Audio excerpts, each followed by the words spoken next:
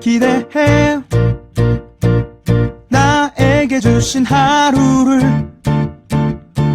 때론 피곤하고 일어나기 싫고 널 깨우는 알람 소리에 짜증도 나겠지만 안녕하세요.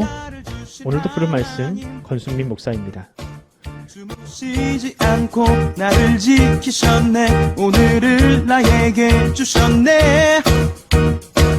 새 말씀 안에 주가 주신 사랑과 은혜와 능력. 오늘 우리가 은혜 받을 하나님 말씀은 요한복음 3장 29절에서 30절까지 말씀입니다. 신부를 취하는 자는 신랑이나 서서 신랑의 음성을 듣는 친구가 크게 기뻐하나니 나는 이러한 기쁨으로 충만하여노라. 그는 흥하여야 하겠고 나는 쇠하여야 하리라 하니라. 아멘. 오늘 설교 제목은 예수가 돋보이는 인생입니다. 작년 저는 목회자로서 첫 번째 주례를 해봤습니다. 이전에는 주로 결혼식 사회나 기도만 했지 주례는 생각도 안 하고 있었는데 막상 주례를 부탁받으니 몹시 당황스러웠습니다. 그래도 큰 사고는 안 치고 주례를 잘 마쳤는데 아무래도 처음이다 보니까 아쉬움이 참 많이 남았습니다. 가장 아쉬웠던 것은 주례를 하고 나서 아직 사진을 못 받은 것이고요. 또 하나 아쉬운 것은 주례를 좀 길게 한 것이 아닌가 하는 그런 아쉬움이 있습니다. 제 기준에서는 짧게 한다고 했는데 언젠가 다음에 또 다시 주례를 한다면 주례를 좀 많이 줄여서 10분 안에 끝내도록 노력해 보려 합니다. 많은 사람들이 결혼식의 주인공을 신랑 혹은 신부라고 생각을 합니다. 특히 신부가 주인공이라고 하죠. 맞는 얘기입니다. 그런데 엄밀히 말하면 결혼식은 가족, 또 모든 가족, 그러니까 그 시댁이나 처가나 모든 가족이 만나는 축제의 자리라고 할 수 있습니다. 그동안 신랑 신부를 키우느라 고생했던 부모들이 위로를 받는 자리입니다. 그래서 결혼식 하객들 중에 대부분이 부모님들의 손님이죠. 그런데 가끔 어떤 결혼식을 가면 살짝 불편한 장면이 연출될 때가 있습니다. 어떻게 불편하느냐? 지나치게 주례를 길게 해서 다음 예정된 결혼식까지 지장을 일으키는 그런 주례자들이 있고요. 또 혹은 축가가 너무 화려해서 신랑 신부가 아닌 다른 사람이 주인공이 돼버리는 경우가 있습니다. 이런 상황을 일컬어 우리는 소위 민폐라고 부릅니다. 오늘 본문을 보면 예수님이 공생애를 시작하기 전 유대 땅에서 가장 영향력 있던 사람이었던 세례 요한이 했던 이야기가 나오는데요. 오늘 이 요한의 고백을 통해서 과연 우리가 교회 안에서나 신앙생활을 함에 있어서 취해야 할 태도는 무엇인지 함께 고민하는 시간을 가져보도록 하겠습니다. 예수님은 사람들에게 세례를 베푸시는 것으로 공생애를 시작했다라고 합니다. 그런데 먼저 그 사역을 선점했던 사람이 있습니다. 바로 그 사람은 예수님의 사촌 형님이었던 세례 요한이었습니다. 요한은 명망 높은 제사장의 아들로서 모든 지위와 권위를 포기하고 광야로 나와 메뚜기와 석청을 먹으며 다가올 하나님 나라를 설교하고 또 메시아의 도래를 예고했습니다. 이 자체만으로도 굉장히 사람들에게 이목을 집중시키기에 좋은 그런 스펙들입니다. 그래서 사람들은 이 요한을 선지자로 인정하고 그의 말에 귀를 기울였습니다. 심지어는 유대의 왕까지도 요한의 말이라면 순종할 정도였으니 그의 영향력이 얼마나 대단했는지 말할 필요가 없겠죠. 그런데 어느 날 이 예수라는 사람이 요한의 앞에 나타났습니다. 그리고 요한은 이 예수를 보면서 그가 자신이 예고했던 그 메시아임을 사람들에게 선언하게 됩니다. 그때부터 사람들은 이제 요한이 아닌 예수를 집중하게 되었습니다. 요한을 따르던 모든 사람들, 거의 모든 사람들이 예수를 쫓게 되었습니다. 심지어는 요한을 따르던 제자 중에서 요한과 안드레라는 사람이 있는데 그들도 역시 마찬가지로 요한을 뒤로하고 예수를 쫓아 그의 제자가 되었습니다. 그러니 이 세례 요한의 기존 제자들이 얼마나 좀 서운하고 섭섭하고 그러겠습니까? 그래서 이렇게 하소연합니다. 요한복음 3장 26절입니다. 그들이 요한에게 가서 이르되 랍비여 선생님과 함께 요단강 저편에 있던 이 곧 선생님이 증언하시던 이가 세례를 베풀매 사람이 다 그에게로 가더이다. 아마 요한의 제자들은 요한에게 어떤 즉각적인 조치를 기대한 것 같습니다. 연배도 요한이 더 높고 이 사역을 먼저 시작한 우선권, 일종의 라이센스가 요한에게 있으니 예수에게 다른 곳에 가서 세례를 베풀라고 말할 것을 기대한 것 같습니다.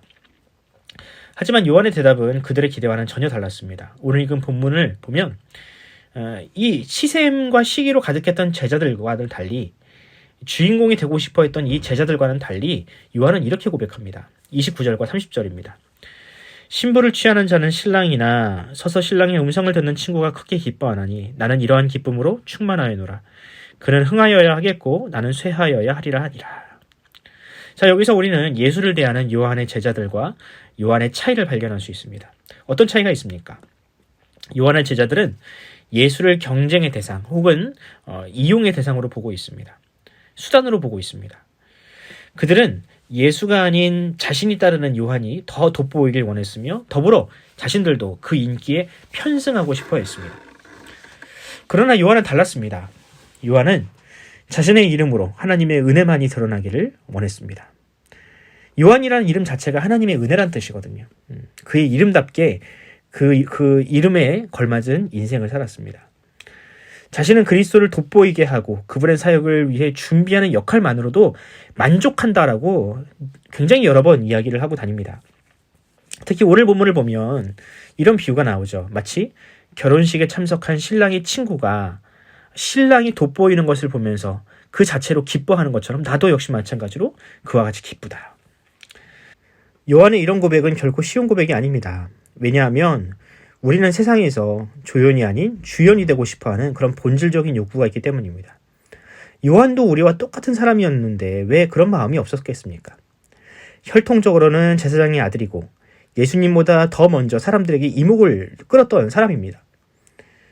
그러나 성경은 이런 요한을 우리에게 소개하면서 우리도 그리스도 앞에서 세상 앞에서 주연이 아닌 조연이 될 것을 요구하고 있습니다. 이것은 단지 예수님과 하나님을 돋보이게 만들라 그 정도의 요구가 아니고요. 우리가 있어야 할 자리, 바로 그 종의 자리를 우리가 제대로 찾을 때 그때서야 비로소 하나님으로부터 오는 위에서부터 오는 그 은혜와 능력이 우리에게 이르를 수 있다. 이것을 지금 요한은 가르치고 있는 것입니다. 요한복음 3장 31절과 32절을 읽어드리겠습니다. 위로부터 오시는 이는 만물 위에 계시고 땅에서 난 이는 땅에 속하여 땅에 속한 것을 말하느니라. 하늘로부터 오시는 이는 만물 위에 계시나니 그가 친히 보고 들은 것을 증언하되 그의 증언을 받는 자가 없도다. 그렇습니다, 여러분. 위로부터 오시는 이, 그리고 우리는 땅에 속하니 이 구도가 무너지지 않을 때 이것을 인정하고 그것을 바라보고 인정할 때 비로소 정상적인 하나님의 은혜가 이 땅에 온다는 거 아닙니까? 그런데 모두가 다 하늘 위에 있고 싶어하고 모두가 다 정상에 있고 싶어하니 그의 증언, 그의 말씀, 그의 은혜를 과연 받는 자가 누구냐라고 요한은 지금 질문하고 있는 것이죠. 그렇습니다. 요한은 자신의 혈통과 능력, 명성이 아닌 하늘로부터 오는 은혜를 바라보는 인생이었습니다. 하늘로부터 오는 은혜는 그저 이 땅에서 주인공 노릇하면서 얻는 작은 기쁨보다 훨씬 크다는 것을 지금 요한은 알고 있었습니다. 사랑하는 성도 여러분, 저와 여러분에게도 이 하늘로부터 오는 은혜, 그것을 사모하는 마음이 있기를 바랍니다. 여러분, 그 은혜는 주인공의 자리를 꿰차고 앉아서 영광을 받으려 하는 사람은 결코 받을 수 없는 은혜이자 기쁨입니다. 우리 교회와 성도들은 오직 그리스도 예수만을 높이는 인생, 우리의 본래의 자리를 제자리를 찾아가는 인생, 그래서 하나님의 기쁨이 되고 우리에게도 기쁨이 넘치는 그런 삶을, 소중한 삶을 살기를 간절히 소원합니다. 기도하겠습니다. 하나님 아버지, 은혜를 감사합니다. 주님, 요한은 사람이 있어야 할 자리, 또 예수님이 계셔야 할 그 자리를 제대로 알고 있었던 사람입니다. 그래서 설사 예수가 돋보이고 나는 후패해진다 할지라도 그것을 오히려 기뻐하고 그것을 은혜로 여겼습니다. 과연 주님, 우리는 과연 그것을 사모하는 인생입니까? 나는 조금 뒤처질지라도 예수만이 내 인생에서 드러나면 된다라고 고백할 수 있는 인생입니까? 바라기는 우리 일평생이 그와 같기를 바랍니다. 요한과 같이 예수를 자랑하고 또한 하나님의 나라를 선포하는 그런 복된 인생으로 우리를 살아가도록 주의 성령이 우리를 인도하여 주시옵소서. 예수님의 이름으로 기도드립니다. 아멘. 사랑하는 성도 여러분, 우리가 한 주를 시작하는 날입니다. 오늘 하루 여러분들 알차게 보내시고요. 특별히 오늘 하루 기도하시면서 시작하실 때 주님, 오늘 나의 말과 행동과 또한 모든 것을 통하여 주님 영광 받아주시고 내가 아닌 오직 하나님만이 드러나는 그런 인생이 되게 해달라고 함께 기도해 주시고요. 우리 자녀들을 위해서 기도합시다. 코로나 바이러스가 극심한 이 상황 가운데에서 우리 자녀들의 신앙이 뒤떨어지지 않도록 하나님께서 지켜주시고, 특별히 대입을 준비하는 우리 고3 학생들, 수험생들, 아직 입시가 끝나지 않았습니다. 그들이 정말 원하는 대학, 또 하나님께서 정말 기뻐하시는 그 미래를 정말 펼칠 수 있는 그런 기회를 얻게 해달라고 오늘 하루 기도하면서 이 하루를 시작하도록 하겠습니다. 함께 기도합시다.